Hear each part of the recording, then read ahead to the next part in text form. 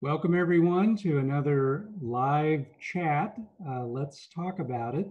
Today we have a lot to talk about, and our two special guests are John Thomas, who goes by JT, part of our investment committee and one of our partners, and Glenn Joyce, who's our co-chief investment officer and also a partner at SFG.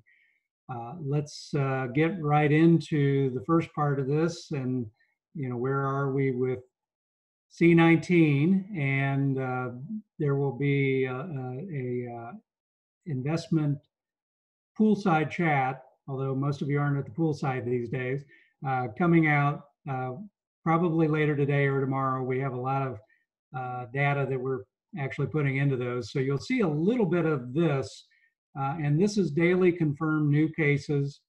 And so one of the bright spots that has been talked about here recently is that there has been a bit of a flattening in the curve, and this is US, but it's also a lot of other countries around the world of confirmed new cases. Let's go to the next one. And so this is something that you're already seeing discussed quite a bit, and probably in the coming weeks and months, you will see a lot more. The path to C19 containment, the interesting partnership of Apple and Google, who are normally bitter rivals, working together on contact tracing, which has been a good positive in South Korea and a variety of other countries that have done a reasonably good job of C19 containment. Abbott Laboratories, an early helper on the rapid and widespread testing. There's some other interesting things coming out in that field. That is been a bit uneven at this point, but is rolling out at a pretty intense level, and will need to roll out at an intense level in the next month or two to be able to sustain any kind of rolling startup of the economy. And then finally, how much depends on local government, mayors and governors, and we talk about this a lot in our poolside chat this weekend, that it's really up to them how they are doing a lot of things, and the citizens actually taking note of what they've been ordered to do. So we've had some really interesting feedback. I was talking to some folks in Chicago just this week, and they were talking about every chance people get, they go out to the parks, they're playing pickup soccer. The police are actually breaking a lot of those things up. And so there's rallies going on all over the country. And we just recently had one here in our backyard of people who want to open things back up. And so we're going to see that dynamic tension increasing pretty dramatically, I think, in the next 30 days. The other piece that I think is important to point out, while it is true some of the curves are flattening, some of the folks in our infectious disease network keep talking about a concept called prevalence. And we don't want to spend too much of this chat digging into that, but you can Google it and get a better idea of what that means. And it's a very crucial number for infectious disease folks in thinking about how close we are to the end game versus the middle game. And some of our infectious disease folks are saying, the flattening of the curve does not mean end game. It means we're with the prevalence statistics put in, we may be closer to the early middle game. So again, I think there's a lot of things that we're going to be learning as the data gets better. And that's part of the problem, is we just don't have good data. Every one of our infectious disease network folks has been giving me an earful about we just have not had good enough data. It's getting better. Every week it's getting better. We just don't have a good enough view of things right now. All right, Bill, let's go to the next one. So let's kind of start off with this one and talk about what caused the inflection point in the stock market. And, Glenn, can you describe what we're looking at on this slide? Yes, sure, Dennis. This is a chart of the S&P 500. And so what we're looking at is looking at year-to-date flow of that index, basically U.S. large cap stocks. And so if you look at what's transpired, what we've really seen has been unprecedented. I mean, if you look at the decline from February 19th down to the low on March the 23rd, the red dot there, we were down about 34% from the peak. And so it was very, very fast, it took us all by surprise, and it became very emotional and very reactionary. And so you can see that red dot is where we did bottom at that point on the 23rd and started back up. And it's been very interesting. We're back up now since March 23rd, about 25% roughly, maybe even a little bit more today. We'll see how things turn out with today's market. And kind of what got things turned around. And so if you look at a couple of the points there, and we're always trying to look at inflection points and things that are kind of beneath the surface that may be missed just by the broader trends. And so inflections in both New York City and Italy, kind of starting to see some things there where maybe the news was still looking pretty dire in terms of the spread, but maybe there were things that were starting to shift a little bit and turn a little bit more positive. The same thing could be said by the S&P short interest. That's where people are betting the market's going down. And so maybe that had gotten a little bit to the maximum point where maybe taking a contrarian view was appropriate. But the big thing is the Fed intervention was massive. And just coming in as kind of a backstop and once again opening up purchasing, basic quantitative easing is a term we talk about quite a bit, and just supporting the financial system and functioning there, as well as the big stimulus from Congress. And basically that was huge to kind of create a bridge for things to try to see if we can buy time to see the other side of this. And so those things were just really concurrent and really helped get more of a positive mindset. And I think that's what we've seen. And so right now, that's the big question is, can this trend continue? And can we kind of look across the valley and once again buy time until we can get the economy back going in some kind of phase startup and hopefully safely? Okay, thanks, Glenn. So let's go to the next slide. So this is 3 potential recovery paths. We have a V-shaped recovery, which right now China is experiencing a V-shaped recovery, although they have some hiccups going on in that. But generally speaking, they're getting a V-shape. We have a U-shaped recovery, which is more similar to our Stearns Financial, what we call the whack-a-mole scenario. And then we have the more dire L-shaped recovery. So JT, how should we think about these 3 scenarios? Sure, thanks, Dennis. So as we relayed in one of our prior sessions like this, we talked about we're trying to concurrently keep pace and manage 3 different waves going on.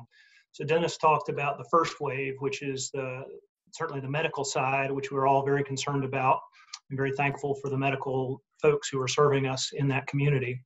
But so watching the change in rate, the change in the rate of change, the change in the new infections, and then the market wave. And so that's what Glenn talked about, where we saw a pretty sharp drop and we've seen a pretty steep recovery so far. So at least to date, many investors are seeing a V-shaped path of the markets. So here's the third wave, which is the economic cycle. Obviously some dramatic headlines, some life-changing events for a lot of folks who have had to file for unemployment in recent weeks. And what's going to be the impact of that? So I think that this is obviously evolving. There's a bit of alphabet soup among many of the prognosticators and economists. The V-shaped recovery had been fairly widely held up until a couple of weeks ago. I think much more common now is something of the U-shaped recovery, where you see a pretty severe recession in 2020, followed by a strong recovery in 2021 into 2022. Obviously, what would be most detrimental would be more of the L-shaped recovery. And so Dennis's euphemism of the whack-a-mole is the situation where we get control around the virus. However, We need to continue to monitor flare-ups that might occur regionally in various cities or states, and it might require a return to a pretty severe shutdown for a perhaps more limited period of time, but that might grind on for a while. The L-shaped obviously would be one where the virus itself returns in earnest, perhaps even more virulent, or simply we have to stay in more of this lockdown for a protracted period of time. Not our base case, can't rule it out, but still seems to be more of the lower probability as we think about all the innovation that's going on, as Dennis described, the cooperations between innovation sectors of our economy, both on the technology and the medical aspects. So at the moment, our base case is somewhere between the V and the U-shaped expectation. Yeah, and I think it's interesting, we point out in our weekend poolside chat about what's going on in Singapore right now.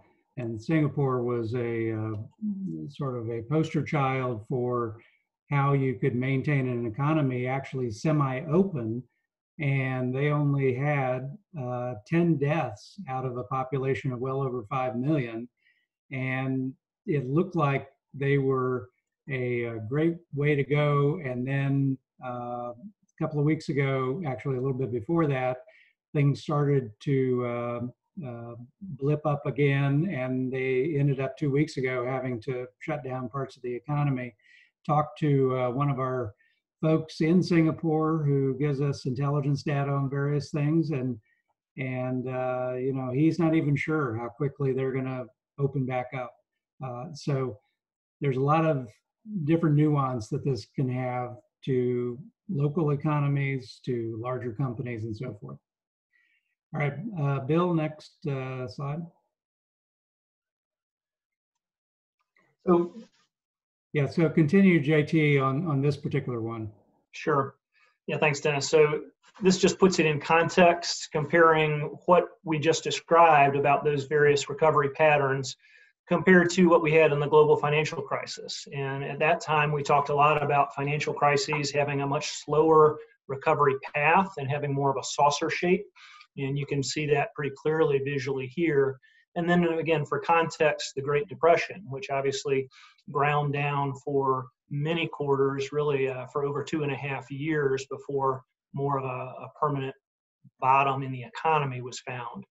All the unprecedented actions that we've seen by government give us great hope that we're going to see this recover much more quickly.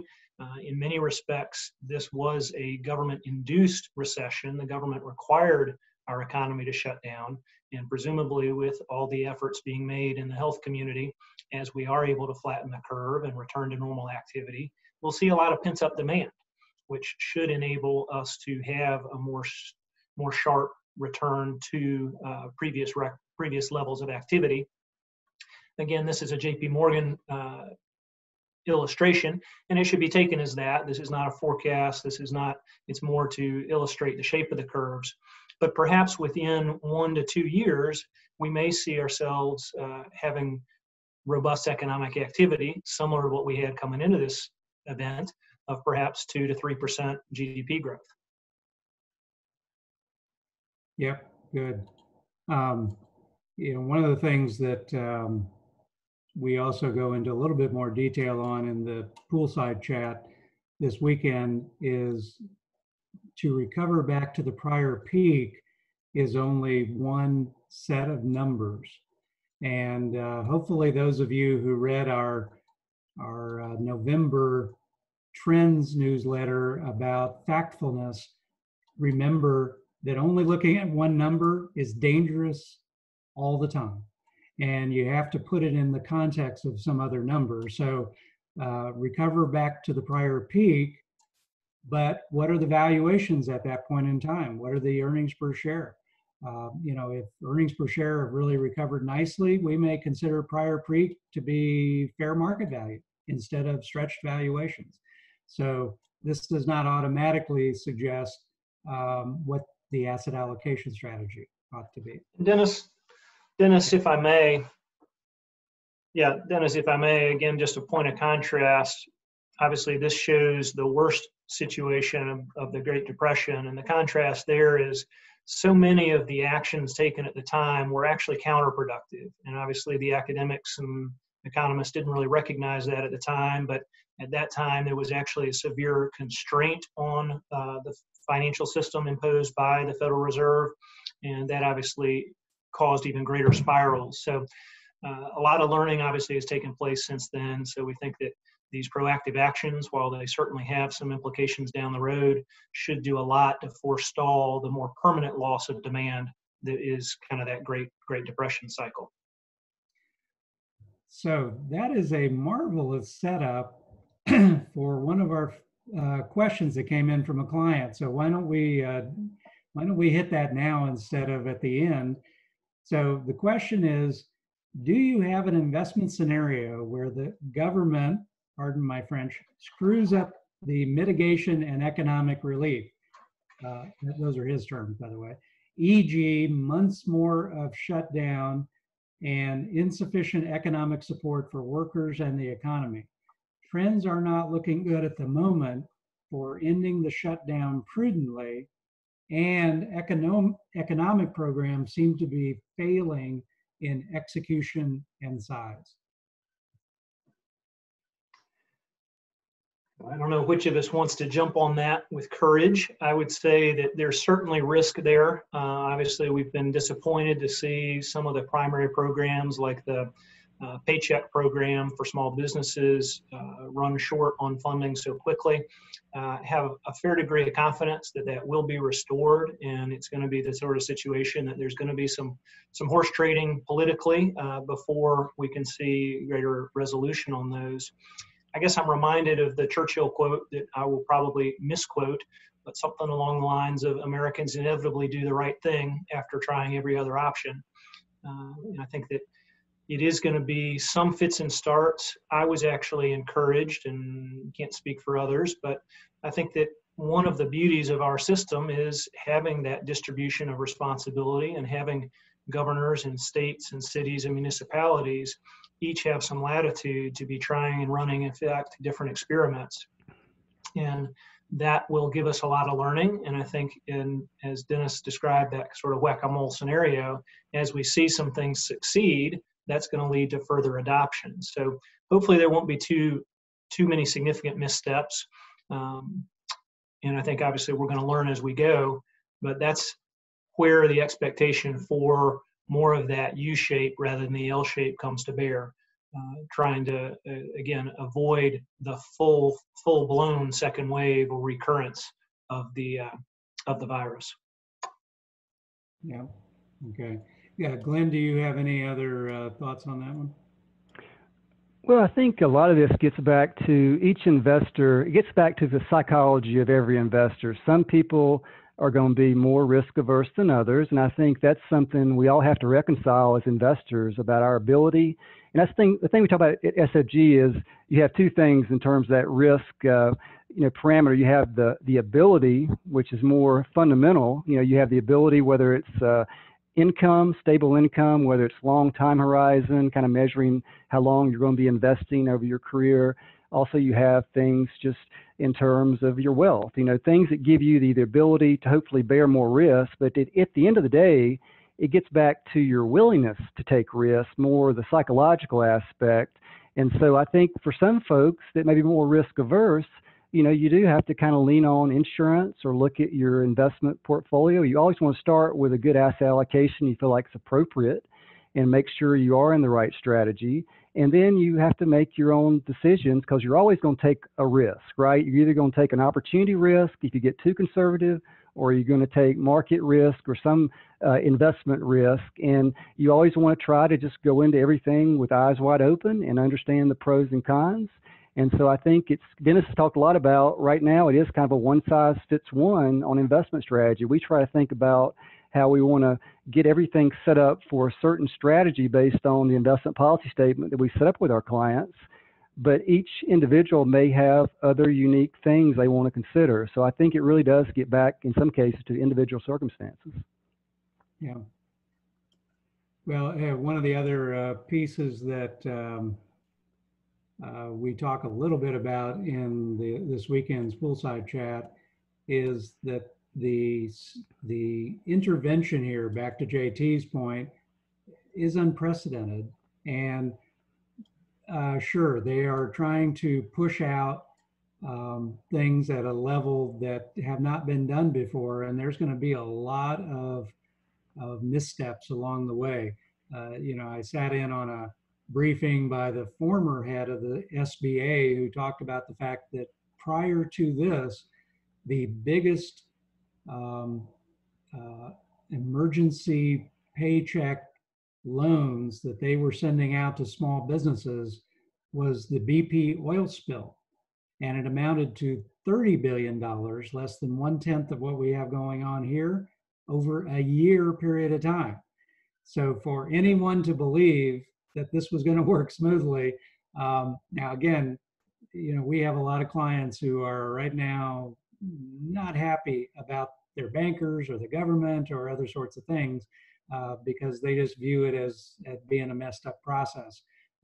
But if only half of the rescue efforts, and we haven't even seen a second wave of stimulation that may happen from the government, but if only half the rescue efforts actually land, that might be sufficient, certainly, to keep us out of the L-shaped scenario and maybe even drive that U back towards the V.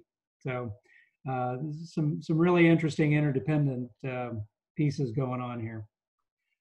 Dennis, right. Before we, Go ahead. I know we want to return to the script, but we did have a question that I'm sure is on a lot of people's minds, and that's really getting to what's the long-term implications of the additional debt that's being taken on. And obviously we had an increase in our debt ratios that came out of the tax cut program from a couple of years ago.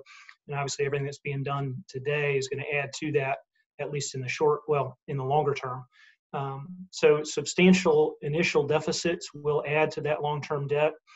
Still somewhat hopeful that there's going to be a lot of different structures employed in the relief to particularly some of the larger businesses, and some of the loan programs may actually be able to recover a lot of that initial outlay in the way that the Federal Reserve may be going about supporting some of the lending programs.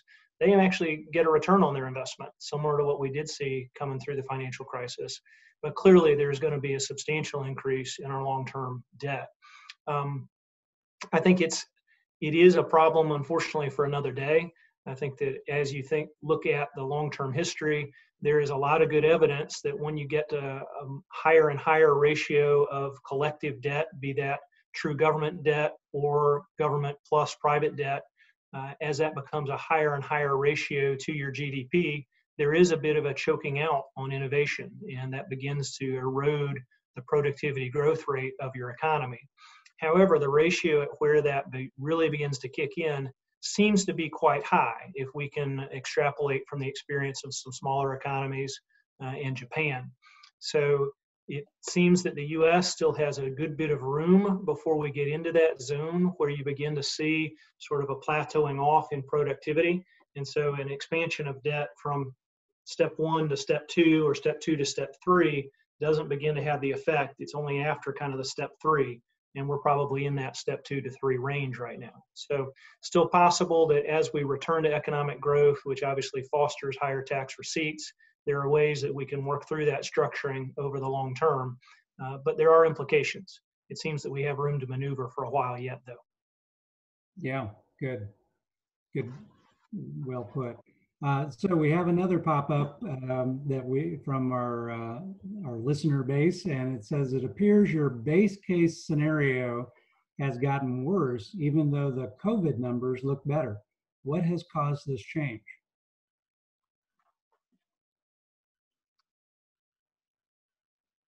So I'd say, I don't know that it's gotten materially worse. I think that clearly we're all coming to grips day by day on the economic damage, and a lot of that obviously the initial unemployment claims have been fairly shocking over the last month, and knowing that there is going to be some significant lack, and even in a best case scenario of how the government programs step in, and as we're able to return to normal economic activity, the pace at which people are reintegrated into the employment base, it will be unfortunately a bit slower than we might wish. So I think maybe we've had a modest slowing or a modest recalculation of the slope of the recovery. But I'd say not a major change to that base case at the moment. Yeah, and I you know, as JT, you said a little bit ago, you know, we think it's that U-shaped trending maybe towards the V. And so I mean, we talk about this in the chat this weekend. We hope it's a V. We hope that we get all this execution right. It's just that we've been talking to enough people to believe, who are boots on the ground in the middle of you know, planning for different states, different municipalities, and other things, to believe it's going to be messy. And so that's why, you know, we may not be in the full U-shaped camp, but you know, it may trend that way. And again, I think we have to all stay realistic about this, optimistic but realistic at the same time. Glenn, did you have anything to add on to that? The only thing else I would add would be, I think there's just been a string of more positive, upbeat news in the last, say, 10 days or close to 2 weeks now. And I think we just, you know, sometimes get a little skeptical when things seem that, hey, it's getting a little bit more on the glass half full. And I think there's still some economic news around the corner that's going to still be relatively bad. And so I think it's been not necessarily our views changed that much. It's just been more, we just said, as the market's risen so sharply, but just kind of taking a second view and just kind of questioning, you know, what could be wrong here. So, but no real change. Yeah. Okay. All right. So let's move on to, and so now that we've gotten the hard questions out of the way, Glenn, you get the easy one. Did we had one bottom? Are we going to have two? Or are we going to have three? Yes, Dennis, that's the big question. I mean, they don't ring a bell at the bottom, as we know. And so I think, you know, first of all, you know, timing bottoms is very challenging, and we'll get into that here more in a minute. But you mentioned resources earlier, I think, and so, you know, Goldman Sachs has come out notably, and they've called the bottom, or they feel like March 23rd was likely the bottom. And they're citing the unprecedented support from the authorities, you know, Congress and the Fed, and just the massive stimulus that they put behind this. And so I think Goldman's predicting, though, that we only go up to about 3,000 by year end, which is maybe another 5 to 7% or so above where we are today. And that would put us, if that's true, would put us still about 400 points below the peak this year. So we should have about maybe 12% to go, I think, to get to the peak of this year. Obviously, we don't always want to focus on the peak, though. But that is a little bit non-consensus. There's been definitely a few other resources that have come out, JP Morgan, I think, Citigroup.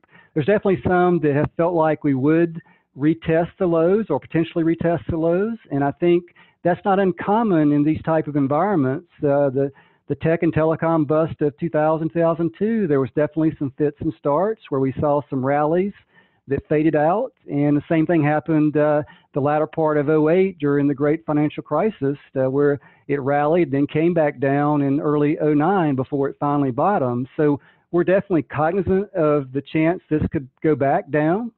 And that's part of the reason why we're continuing to evaluate and monitor our views as the market has rallied. I think when you just think about bottoming, once again, it's kind of a fool's errand to try to time the bottom.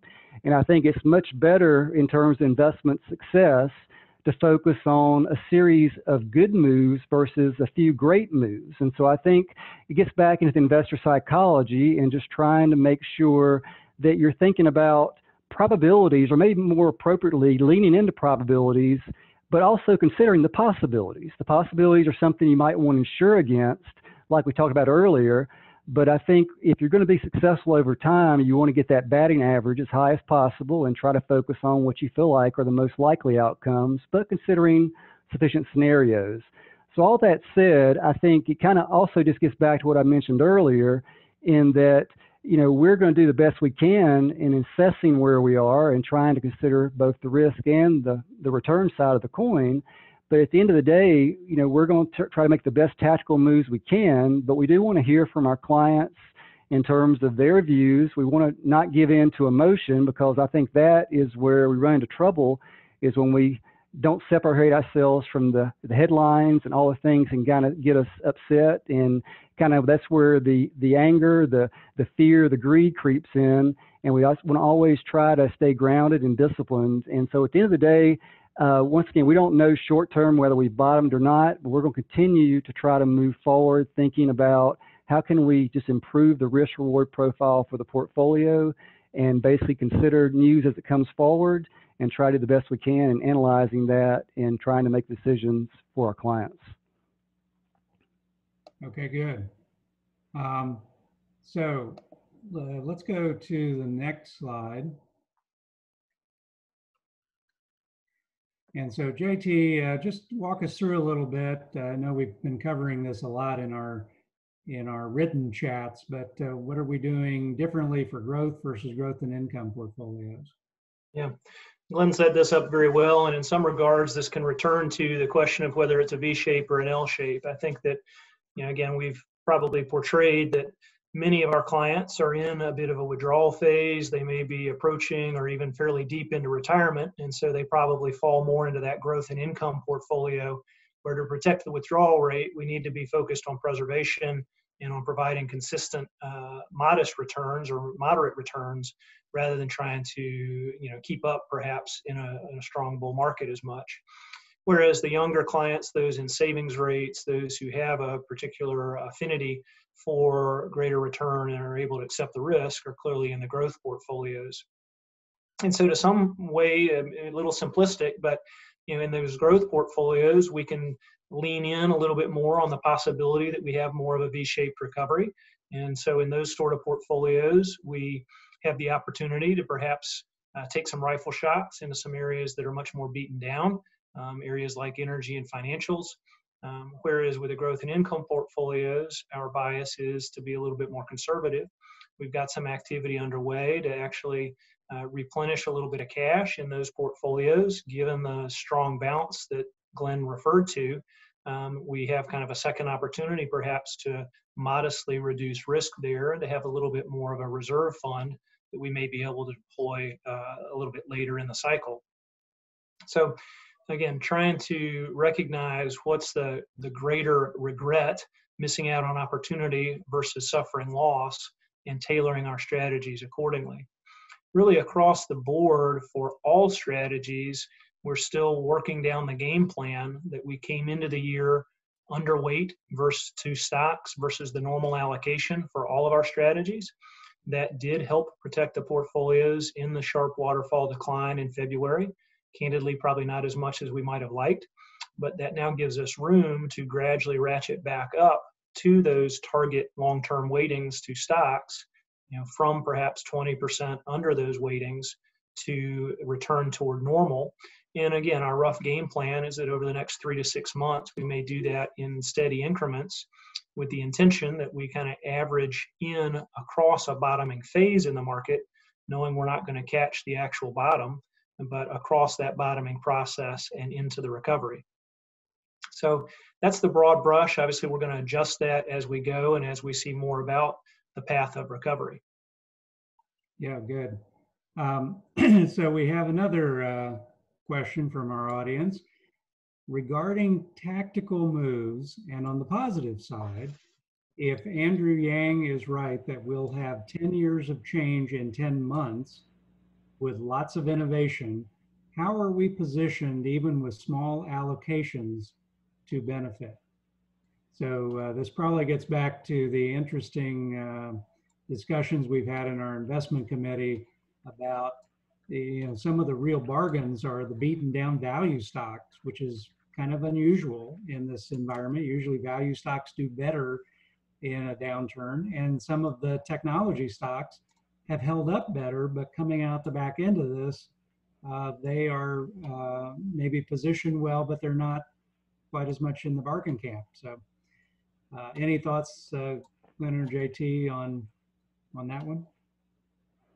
Yeah, I think that's it, Dennis. I think just certain areas have been hit much harder, and we do recognize that things can change very quickly, and there's a lot of things under the surface that technology-wise specifically that are just making us much more productive. And I think, we want to definitely consider this upside scenario, and we want to benefit from being conservative, like JT mentioned, coming into this, and hopefully we'll be even more closer to our targets coming out and take advantage of this.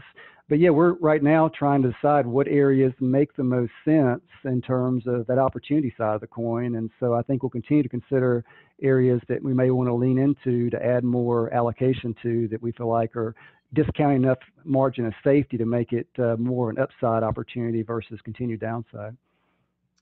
Maybe just to add slightly, I think that yes, there's a good possibility that some of those individual stocks are going to be more differentiated in their recovery path. But there are a lot of areas, I think, if we can put ourselves 6 months to 2 years ahead and think about, for a lot of these companies, what are they highly likely they are going to return to providing vital goods and services to the economy at a profit. And obviously their share price will reflect that. So looking at some of those well-positioned companies, even in difficult sectors, and we're anticipating that as we normalize economic activity, even if it is a new normal and not entirely what we were used to, they're going to have great opportunities to serve that redefined market. Okay, good. So we have another question that I'll just answer quickly for the sake of time, because we have actually gone long a little bit on this chat. Given the way some industries and companies are doing better than others, is this a time for stock picking versus indexing? And I think that is definitely a theme we are looking at, except we're not leaning into a lot of individual stocks. We're doing it in different ways. And so we can't forget what we came into this whole mess with, and that is an environment where company by company, they were being buffeted by all kinds of forces that were very difficult. And 3M is a great example. 3M, a wonderful company. It was one of our top holdings for years and years in our firm, and did very well. But 3M is making all the personal protective gear, the masks. You would think they would be thriving in this environment. They had other problems in their company that really, created issues with their stock price in the first quarter of this year. So we're probably thinking a little more sector-wide than broad-based for some of our future decision-making. And again, it gets back to what Glenn and JT talked about, who can take the risk. The more you go down to individual sectors even, the more volatility and the more risk you have. Okay, Bill, next slide.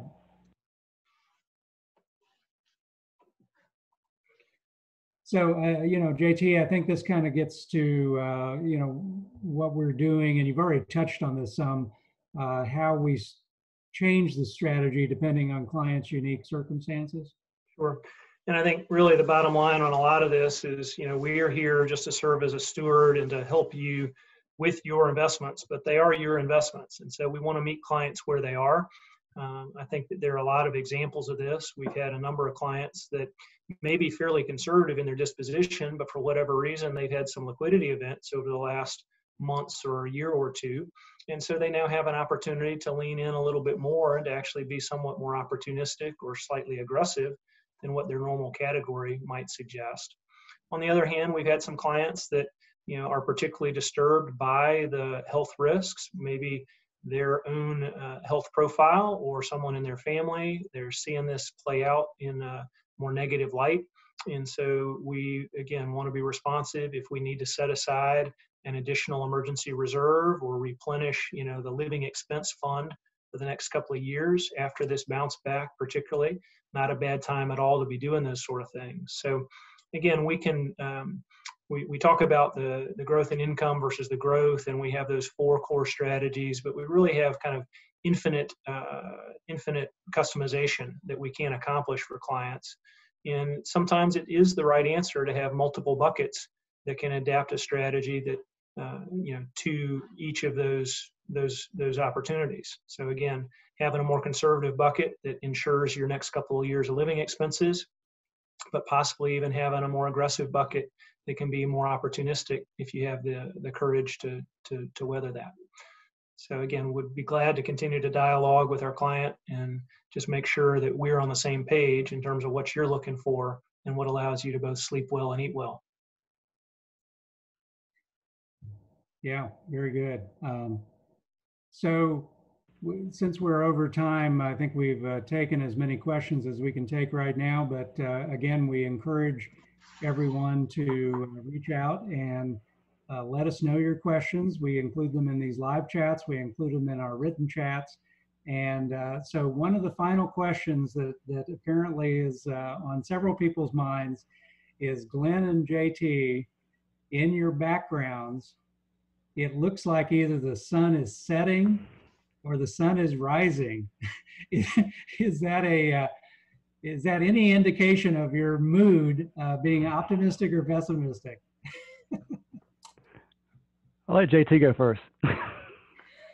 Got a metaphor for a peaceful evening and some time for reflection, even in the midst of the chaos that we've been going through. I found my background on the internet, of course, and this is the rolling low country of Texas, South Central Texas, and just reminds me of being able to see far out into the distance and a lot more clarity than today. So I'm hoping that'll be the case going forward, or at least more like this view. But it's a sun setting. Okay. I think. All right. And on that note, we hope everyone stays safe. Again, back to the innovation question. 4 o'clock today, we have our chat on telehealth, telemedicine. So something completely different that is about the future. And we encourage everyone to participate in that. For now, thanks to Glenn, JT, and myself. Have a great weekend, everyone. Thank you all. Thank you. Thanks.